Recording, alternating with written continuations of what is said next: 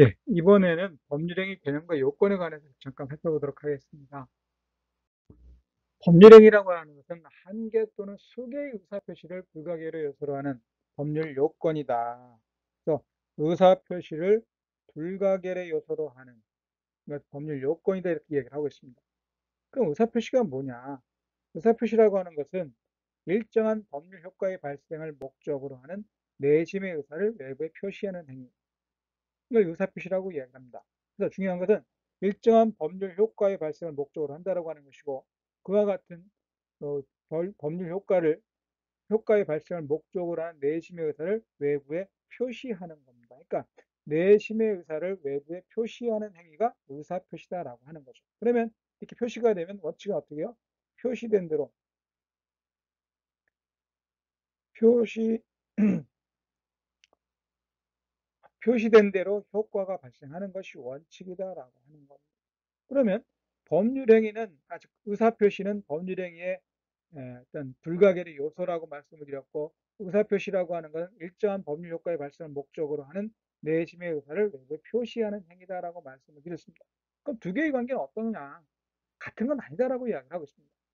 그래서 의사표시라고 하는 건 법률행위에 있어서 없어서는 안 될 불가결의 요소라고 이야기를 하지만, 의사표시가 법률행위이다라고 이야기할 수는 없다라고 하는 거죠. 그래서 뭐 그 관계를 자세히 보기 전에 본다라기보다는 그냥 단순하게 의사표시가 하나의 의사표시만을 가지고 법률행위가 되는 경우도 있고, 여러 개의 의사표시가 아, 구성이 돼서 하나의 법률행위가 되는 경우도 있고, 그리고 의사표시 외의 법에 의해서 등기와 같은 공시 방법을 요구한다라든지 허가를 요구한다라든지 같은 관청의 협력 등을 요소로 하는 이런 법률 행위도 있다라고 하는 겁니다. 뭐 그렇게 본다라면 결국 의사표시와 법률행위는 같지는 않다. 의사표시를 포괄하는 더 큰 개념이 어떻게 보면 법률행위다. 이렇게 이야기할 수가 있을 것 같아요. 그래서 법률행위는 취소와 해제와 같은 하나의 의사표시로 이루어진 단독행위도 있겠지만, 계약처럼 청약과 승낙이라고 하는 의사표시의 합치에 의해서 성립하는 이런 법률행위도 있다라고 하는 겁니다. 물론 합동행위도 있고. 그래서 의사표시보다는 법률행위가 더 넓은 개념이다. 그러면 법률행위가 있다라고 했을 때는 어떠한 경우에 법률행위가 있다, 즉 존재한다라고 할 수 있느냐라고 하는 거고, 그럼 이렇게 그 법률행위가 존재한다라고 했을 때 그 법률행위는 어떠한 경우에 효력을 발생하느냐. 결국은 법률 행위가 효력을 발생하기 위해서는, 즉 완전하게 효과를 발생시키기 위해서는 일정한 요건을 갖추어야 한다라고 하는 겁니다. 갖춰야 한다. 그래서 그걸 크게 두 가지로 나눠볼 수가 있습니다. 성립 요건하고 효력 요건이라고 하는 두 개로 나눠볼 수 있다라고 하는 것이고, 우선은 법률 행위가 존재를 해야 됩니다. 법률 행위가 존재해야 한다. 그러면 법률행위가 존재하기 위해서는 어떤 요건을 갖춰야 될 것이냐? 이걸 뭐라고? 성립 요건이라고 이야기합니다. 그럼 이와 같은 성립 요건이 갖춰지지 않으면, 즉 성립 요건을 갖추지 못한 결하면 그 법률행위 자체는 존재하지 않는 것, 즉 부존재한 것이 됩니다. 그런데 그 요건을 갖추게 되면 그 다음에 이제 저희 효력이 있느냐 없느냐, 효력 요건을 따지게 된다라고 하는 거죠. 그래서 효력 요건은 결국 무효와 취소를 포괄해서 결국은 그 법률행위가 이와 같은 무효 취소되지 않고 법률행위가 유효할 수 있는 요건을 갖춰야 되는데, 이걸 효력 요건 또는 유효 요건이라고 이야기합니다. 그럼 왜 성립 요건이라고 하는 것하고 효력 요건을 구별하느냐? 그 이는 입증 책임이라는 것이 있습니다. 입증 책임. 즉 누가 증명할 것이냐라고 하는 거죠. 누가 증명할 것이냐, 그 성립 요건의 존재 또는 효력 요건의 존재를 누가 입증할 것이냐라고, 누가 입증할 것이냐. 그 성립 요건이라고 하는 것은 그 법률 행위의 효과를 주장하는 자가, 즉 효과 발생을 주장하는 자가 효과 발생을 주장하는 자가 입증을 해야 됩니다. 적극적 주장을 해야 돼요. 반대로 효력 요건은 법률 행위의 효력을 부정하는 자, 무효를 주장하는 자, 무효와 취소를 주장하는 자가 그와 같은 효력 발생 요건, 효력 요건이 존재하지 않는 것을 존재하지 않는 것, 부존재하다는 것을 갖다가 증명을 해야 한다라고 하는 겁니다. 여기에서 근데 뭐 가장 큰 차이점이 있다고 하는 거죠. 그래서 결국은 법률행위 성립 요건이라고 하는 것은 그와 같은 요건을 갖추어야지만 권리 변동이 발생하는 거의 적극적 요건이기 때문에 법률행위 존재를 주장하는 자가 입증 책임을 진다. 그리고 효력 요건, 유효 요건은 소극적으로 법률행위를 부정하기 위해 왜? 보통 법률행위가 성립하게 되면 그 법률행위는 효력 발생하는 것이 일반적이겠죠. 따라서 예외적으로 그 법률행위가 성립했지만 효력이 발생하지 않는다. 왜? 그 법률행위 효력을 발생하는 걸 저지시키는 권리 발생, 아니 효력 발생 장애 사유를 누가 그 부존재를 무효를 주장하는 데 입증을 해야 한다라고 하는 겁니다. 그런 점에서 성립 요건과 효력 요건의 차이점이 있다라고 생각하시면 될 것 같아요. 그러면 성립 요건은 뭐냐? 그게 어렵진 않아요. 세 가지를 이야기하고 있습니다. 당사자, 목적, 의사표시. 그리고 이와 같은 경우는 모든 법률에 결국 뭐가 있어야 돼요? 당사자, 주체가 있어야 할 겁니다. 주체가. 그리고 그 법률 행위를 하는 뭐 목적, 즉 이건 달리 내용이라고 볼 수가 있을 것 같아요. 그리고 그 같은 의사표시, 법률 행위에 있어서 의사표시는 불가결의 요소라고 말씀드렸습니다.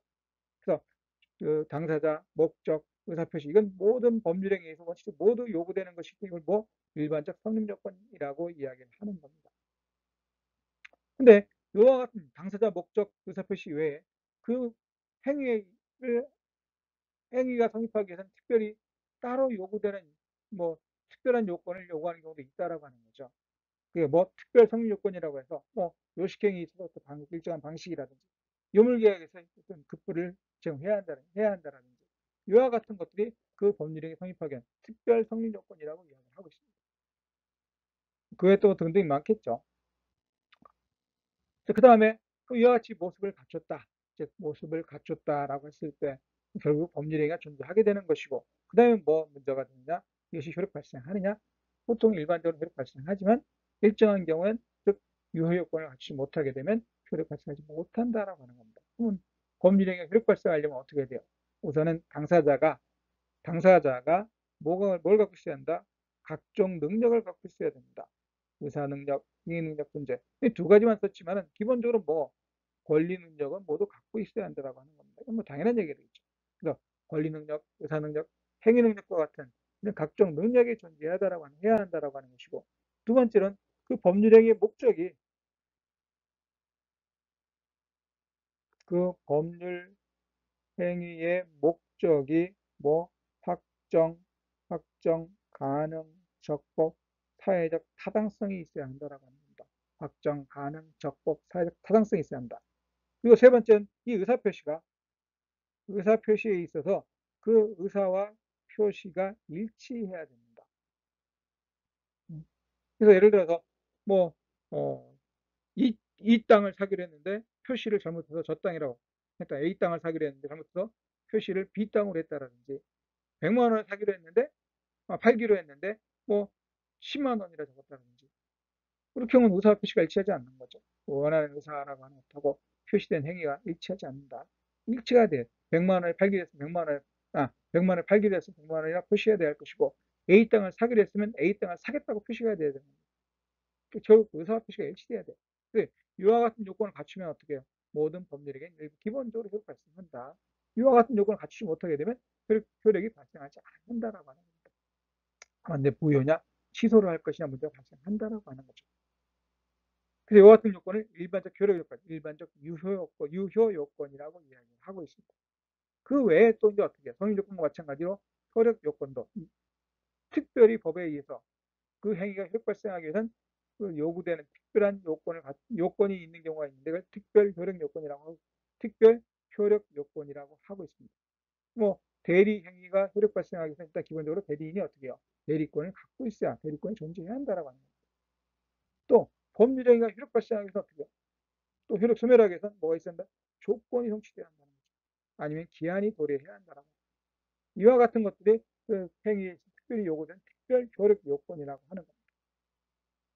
그래서 이와 같은 요건, 성립 요건과 효력 요건을 갖춰서 먼저 성립 요건을 갖춰서 모습을 갖춰야지만 존재해야지만 그 다음에 효력 여부가 문제가 되는 것이고 그래서 효력 요건은 그와 같은 효력 발생 사유가 존재하지 않는 걸 입증해서 효력의 불발생을 갖다가 원하는 자가 입증해야 한다는 것이고 성립 요건은 뭐가 그 효력 발생을 원하는 자가 입증을 해야 한다라고 하는 것. 증명 책임에 있어서 큰 차이점이 있다라고 하는 겁니다. 다음번부터는 네, 이와 같은 효력 요건과 효력 요건에 관해서 말씀을 드리도록 하겠습니다.